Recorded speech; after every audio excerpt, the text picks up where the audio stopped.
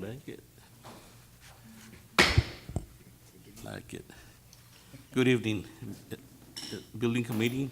It's 5:30 p.m., Monday, April the 2nd. Call to order. Number 2, presentation by RPC Capital Markets.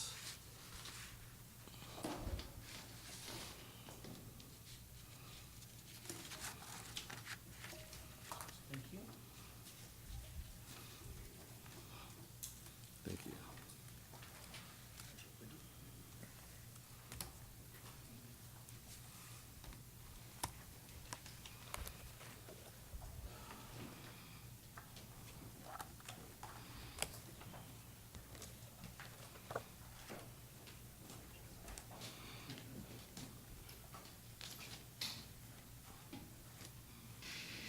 Good afternoon, everyone.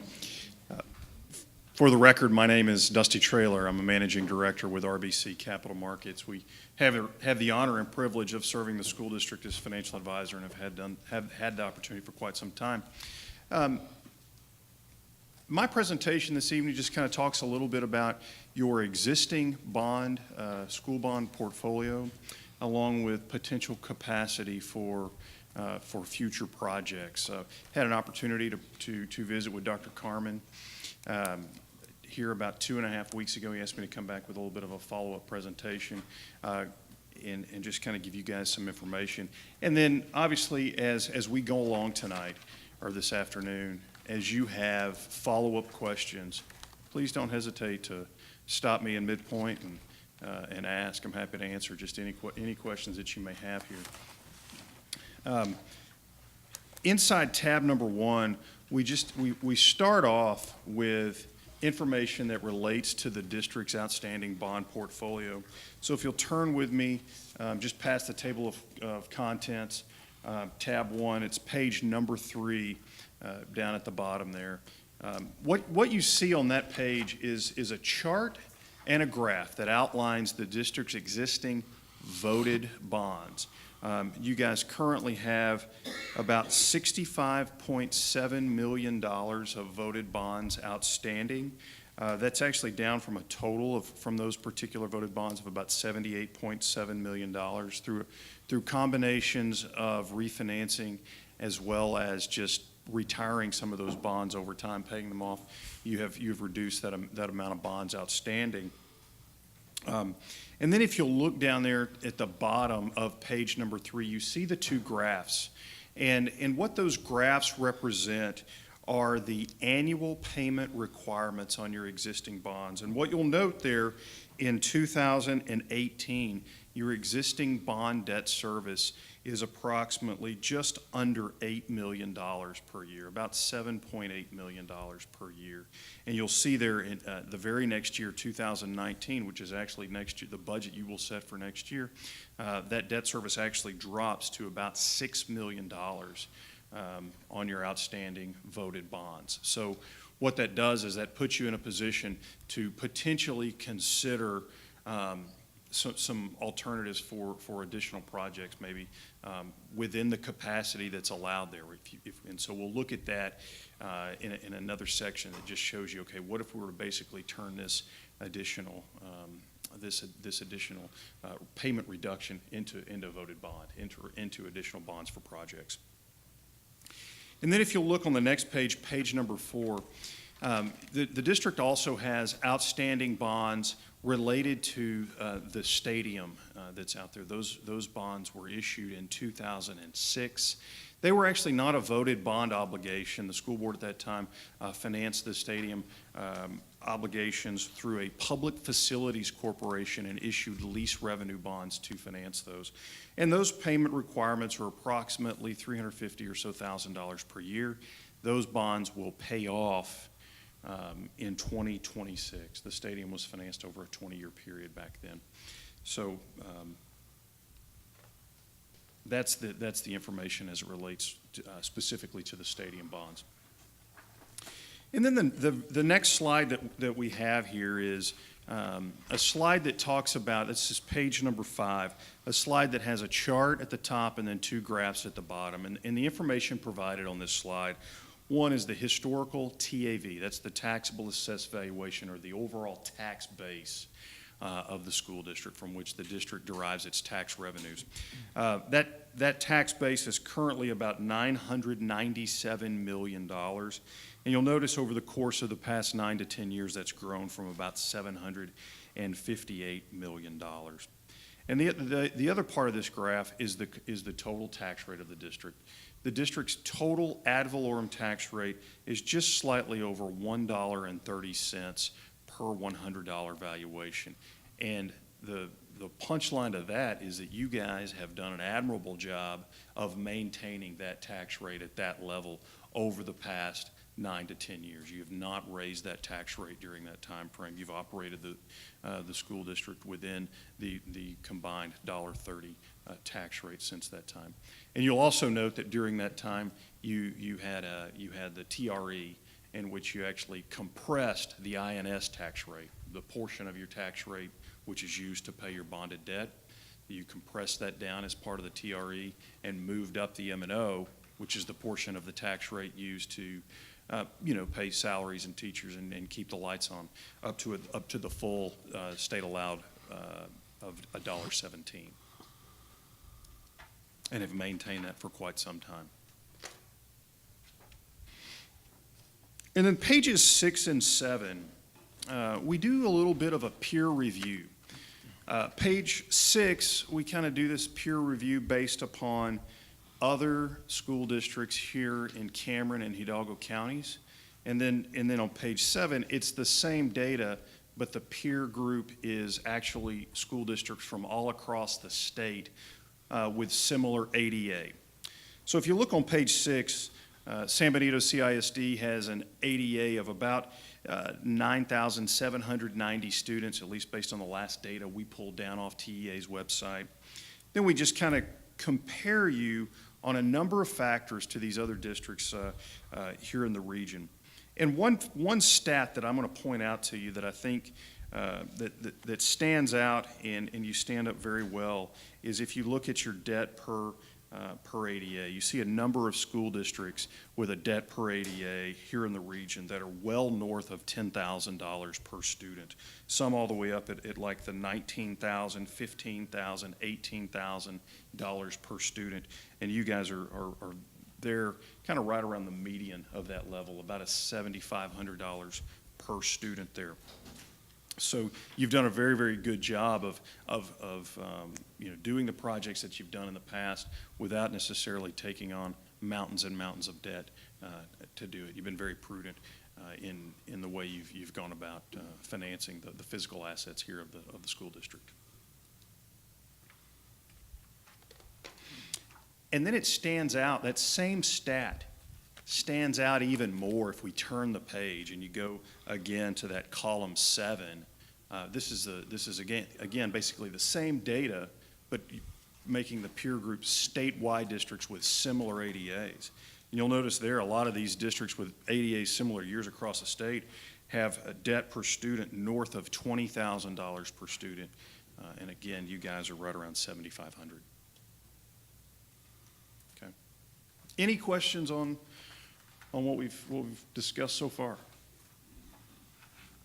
Okay. So then in section 2, we put forth a couple of scenarios. And one, what we do is we look at approximately $23 million of voted bonds. So that would be the very first scenario, $23 million of bonds. And for the purposes of our analysis here, we just modeled it around. We had to pick a date. So we said, okay, let's assume that for this discussion purposes, we choose that the district conducted a bond election on November of 2018, so this upcoming November. And then the second scenario, let's assume that we finance the same $23 million, but not as a voted bond, but rather as a public facilities corporation lease revenue bonds. There's a couple of real distinctions there that need to be made in how you, the credit quality of the two different bonds and how you go about repaying those two bonds. A voted bond of the district would have access to the Permanent School Fund Guarantee of Texas. That's the state's guarantee program that allows schools to issue their bonds with a AAA bond rating. So that AAA bond rating allows you to get basically the lowest interest rates available in the marketplace at the time of issue. That's one distinction. Another distinction of scenario one is that those particular bonds are repaid from the INS portion of your budget, right? You guys have an M&O budget and INS budget. The INS budget is the budget that is specifically dedicated for the repayment of voted bonds. One good aspect of paying bonds back from the INS portion of your budget is that it's not interfering with the budget that's there for the day-to-day operations of teaching kids in the classroom and all the expenses associated with that. It's solely segregated for bonds. So on the second option, scenario two, where we actually issue $23 million without a vote, we're doing that again through what's called a Public Facilities Corporation lease revenue bonds. Those bonds are not voted, and you actually repay the debt service on those bonds. You can't do it out of the INS portion of your budget. You have to do it out of the M&O or day-to-day operations portion of your budget. The other piece of that is that particular bond is not, you're not allowed to get the permanent school fund guarantee on those. The state only allows that for bonds that are voted.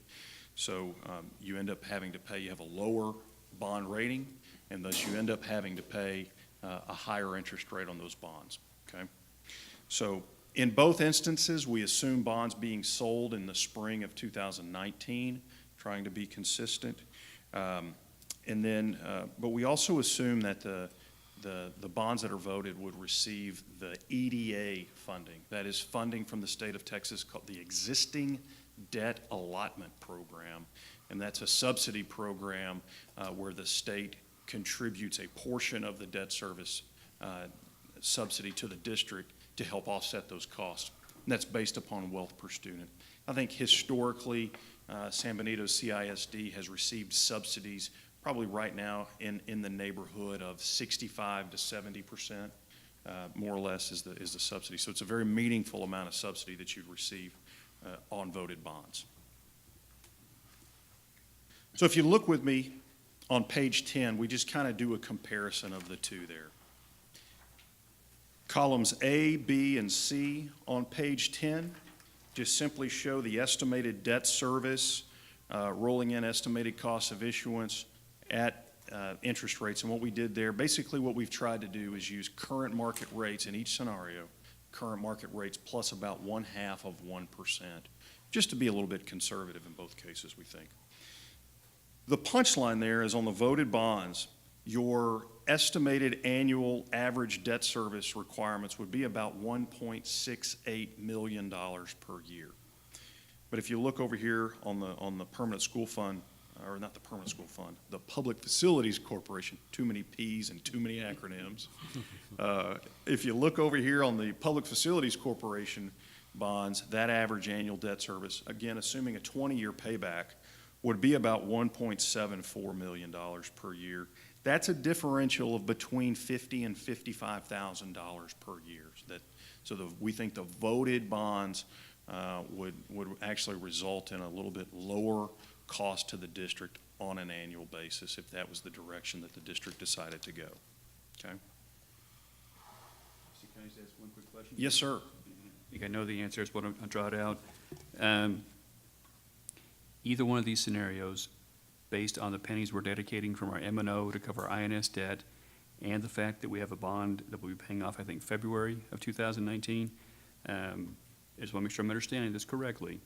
Neither of these options would require us to raise our current tax rate. Is that correct? Dr. Carmen, that's absolutely correct. So if we go back and look at that debt service pay down that we showed in the first section, where you've got the decline coming up, in both of these scenarios, you could do the voted bond of this size without having to increase the INS portion of your tax rate because you have old bonds paying off. Yes, sir.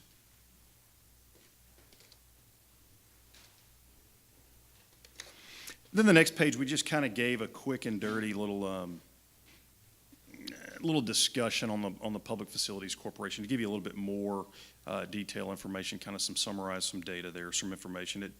While it's not a vote, it's not subject to vote, it is subject to a public notice. And there's potential to force that to a vote. We haven't seen that happen very often. It requires the creation of a nonprofit entity, but that nonprofit entity is something that's, I mean, the school board members could also be the members of the PFC as well. It can be used for new construction. At the end of the bond period, at the end of the lease period, the district actually buys the real estate from the corporation. The corporation basically collapses at the end of the deal. The district gets ownership of the facility. It's generally subject to a first lien mortgage. It is subject to annual appropriation. And then there's the cost of issuance are somewhat more expensive than a traditional voted bond because there's some real estate transactions that have got to take place inside the corporation and things like that. It ends up getting rolled in there. So the reason for that being that the property that's going to be financed, that PFC has got to be owned by the PFC. So that property has got to be titled over to the PFC and all those sorts of things. Page 12, we actually put together a quick bond calendar just for potential bond elections. And so what you'll see there, you'll notice for a November 2018 election, we've got the date August 20th highlighted. Based upon what we understand to be the state law requirements, we understand that August 20th is kind of the last day for which a school district could call for a bond election to be held in November of 2018. That election date is November the 6th, Tuesday, November 6th. And then May of 2019, for a May 2019 election, right now we believe the last day to call for that election would be February the 15th. So, time's moving quickly, I know that for sure. It just seems like it moves quicker all the time. But wanted to make sure you had that information as related to, if that was something the district would decide to consider, especially for November, the time to call for it ends by the middle of August. So I guess this is a question for Dr. Carmen. Have you identified any barriers in which we will not be able to do a November election other than just time? No, sir. We would just have to develop a timeline whereby we would develop a bond committee, seek that input, bring recommendations back to the board, and then the board would decide if they were ready to call for a bond election. It can be done by the November timeline. That's right. That's right. Desi, can I ask one more question on, Yes, sir. on the PFC versus the general obligation bond? Can you use the PFC to purchase property? That PFC, that property's got to be within the bounds of the PFC. I think that you can purchase property. I'd have to go back and double check with the bond attorney and ask that question. I think you kind of do like a simultaneous. You might have to do a simultaneous transaction. District buy it, deed it over the PFC. Okay. So probably we would not be limited if we wanted to get an alternate site other than what we already own for any I think projects that's the right. board. I think that's right. Yeah. Okay. Thank you, sir. Any other questions? I know, it's been some time since actually the last bond election of the school district. I believe 2008 was the last time we actually had the election, so a lot of different questions come up. This is new to me. Yes, ma'am. All of this is new to me. But I'll have some questions later, Okay, within the next month or so. okay. Thank you. Yes, you're welcome. I got a quick question for this is Director Dr. Carmen. I know you touched upon it before, Doc, as far as our bonds are concerned. Can you just give us new board members, can you just give us a little briefing as far as when's the final payment on one bond and when our bonds are going to be pretty much resolved here in the near future? Well, thankfully, Mr. Traylor provided that. So Yes, that's all. back in section 1, Page number 3. thank you, sir. Because I had to ask this information from him, so. You can see the final maturity dates. So the first one we're talking about was one that was refunded, I'm guessing back in 2010. and our final maturity on that is February of this upcoming year, 2019. The next one that currently has a $7 million or so, the Series 2011, it's February of 2024. 2025, they're not in order by maturity date. The one that's $9.5 million, that rolls off. And then we have one that's worth $19 million right now in 2034. And the last one we have does not get paid off until 2038.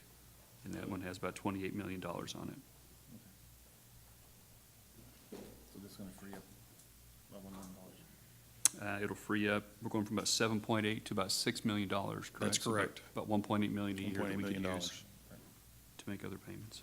Yeah, I think that's what's important. If we're gonna roll out this, this project, that's a very key component right here to just make sure that everybody understands that we'll be finishing up, or the maturity of this bond is gonna be over, and we'll be saving almost $2 million. Awesome. Thanks, Doc. Appreciate it. Thank you, sir.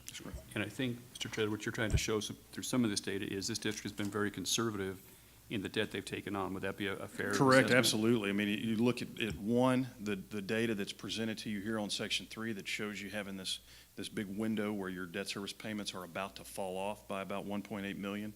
That's one.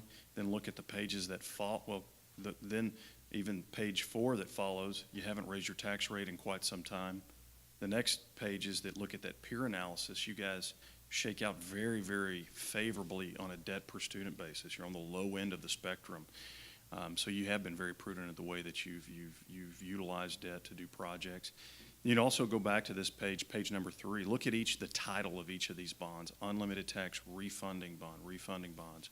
And what that means is that the district has previously taken opportunities to refinance its bonds when those opportunities presented themselves to reduce the overall debt cost to citizens. Just like if you or I had a home loan outstanding and we had an opportunity to reduce the interest rate on our home loan, the district has taken advantage of those opportunities previously. So you've done that. And saved, and I could go back and look at the data and provide the data if needed. You've saved millions of dollars over the life of those bonds by refinancing them.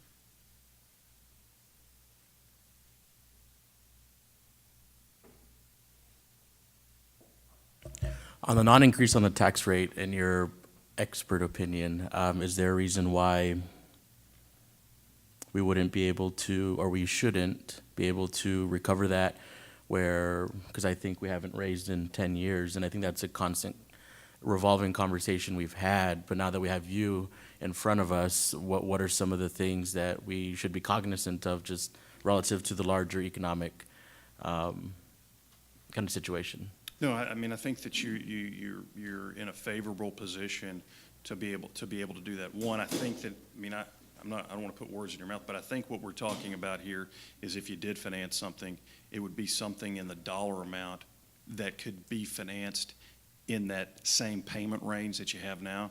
So it's not like you're going to be asking, I don't think you're asking voters for an increase in the rate, and I don't think that you're asking bond payers, hey, look, we're going out for a much higher payment than we've had previously. On top of that, you guys, I know, in talking with the CFO, you guys have done a very nice job over the past couple of years of rebuilding those fund balances to a level that's healthier than it was, say, 4 or 5 years ago. So going into the bond market itself, you guys should, on a voted bond, you guys should be favorably received.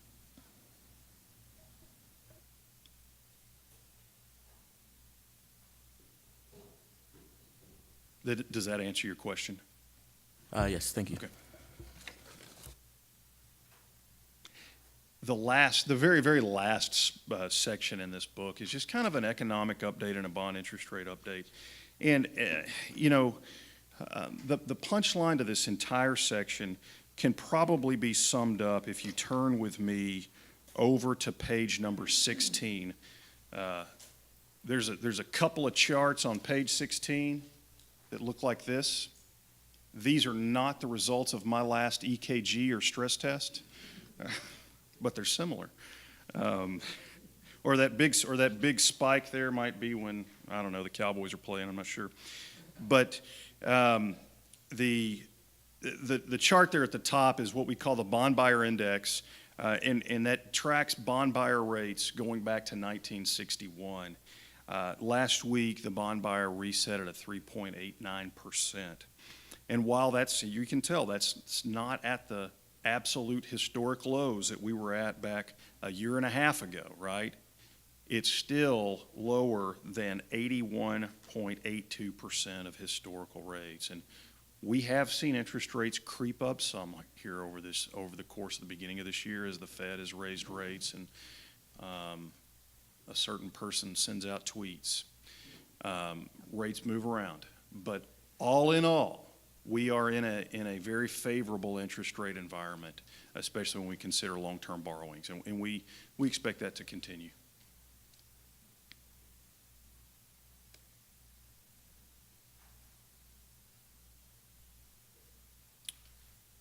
Any questions for me? Anything else you'd like me to bring back for a discussion at a later date?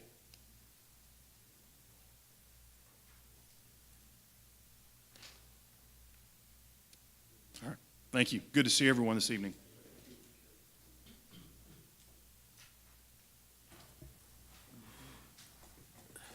Number 3, review and discussion of district billboards. Yes, sir.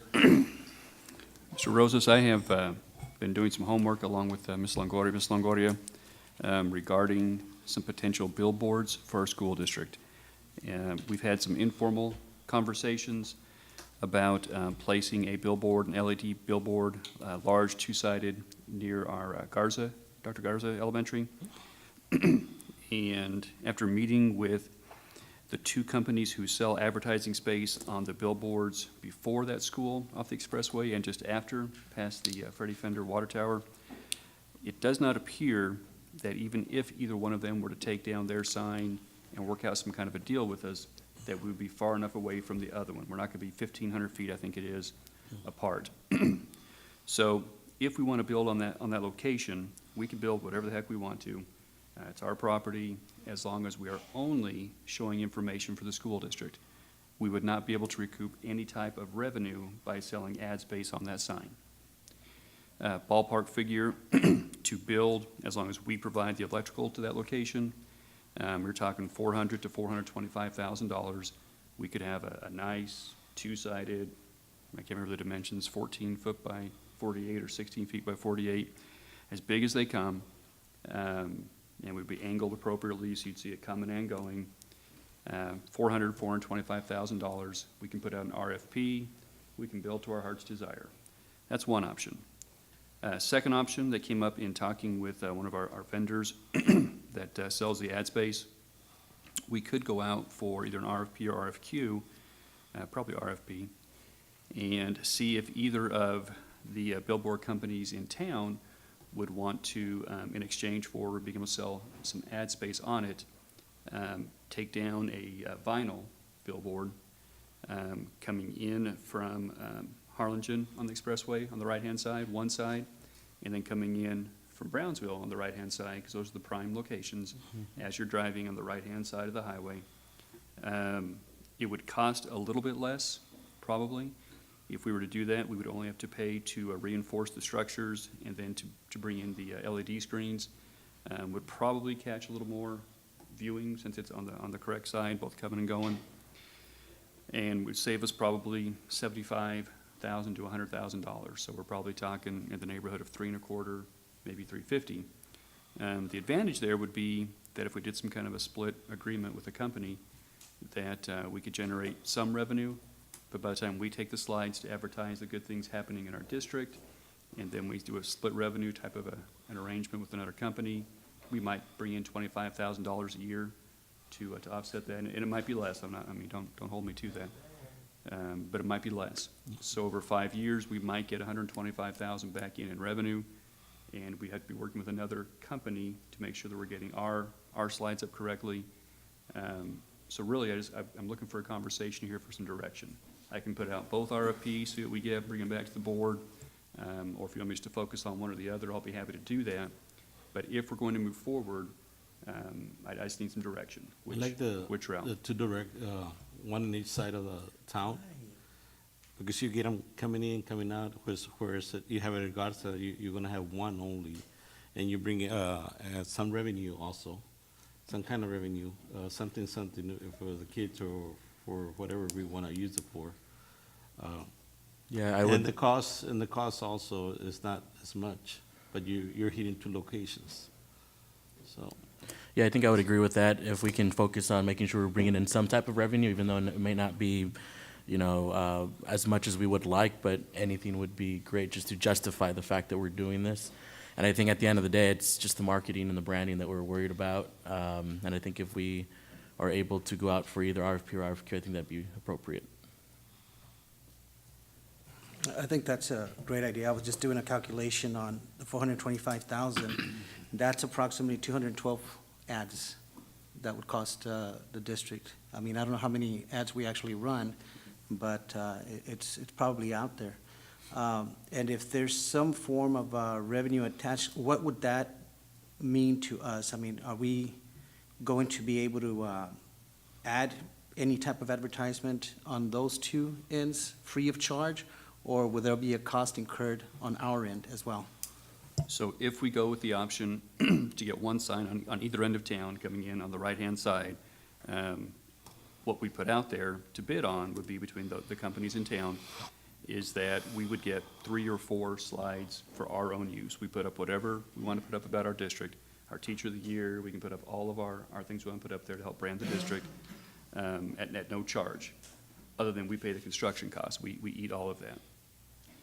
Then on the remaining 3 or 4 slides, we would do some kind of a revenue share. We would seek probably a 50-50 type of agreement.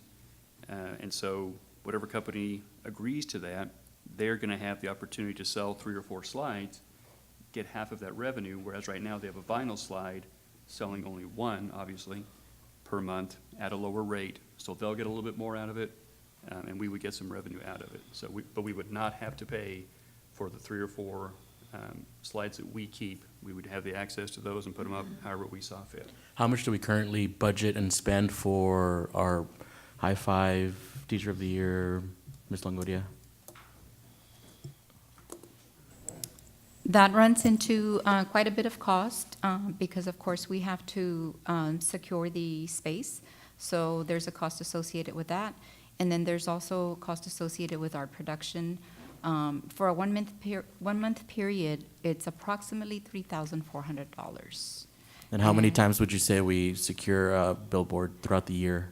Throughout the year, well, usually what we secure is for like your cream of the crop groups, and that being our superintendent's high five and our teachers of the year. So usually twice a year. Every once in a while we do, when we're doing special promotional campaigns, when we did the Reimagine, when we do some other more specialized, then we also secure billboards for that as well.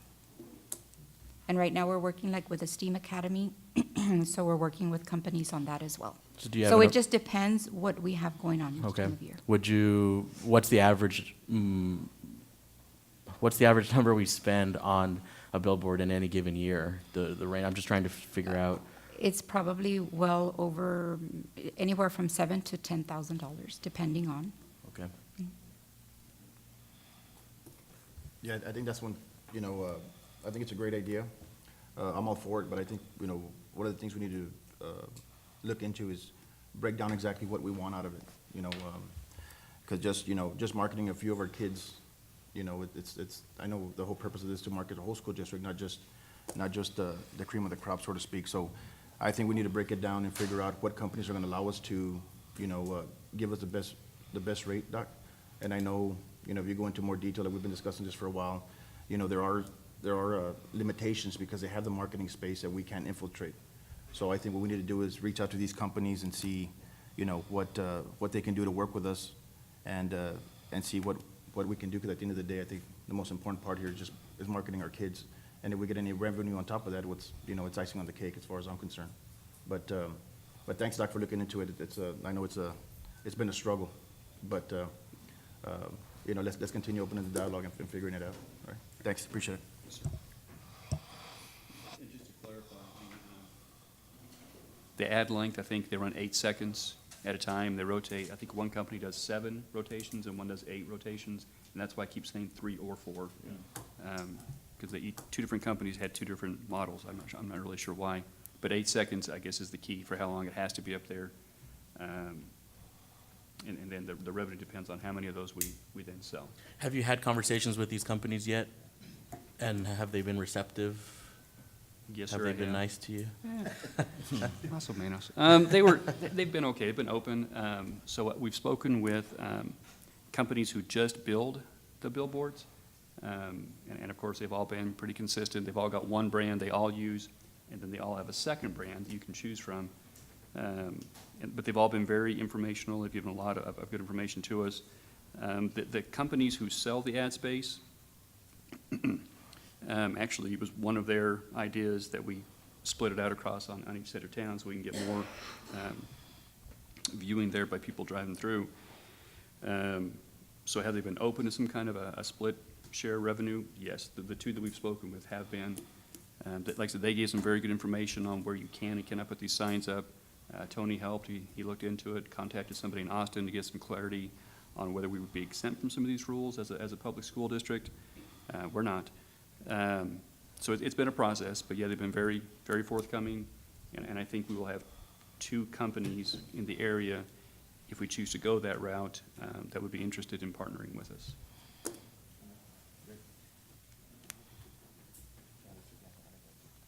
Someone? Number 4, committee concerns? Any committee concerns? Motion to adjourn? Done? Adjourn at 6:06.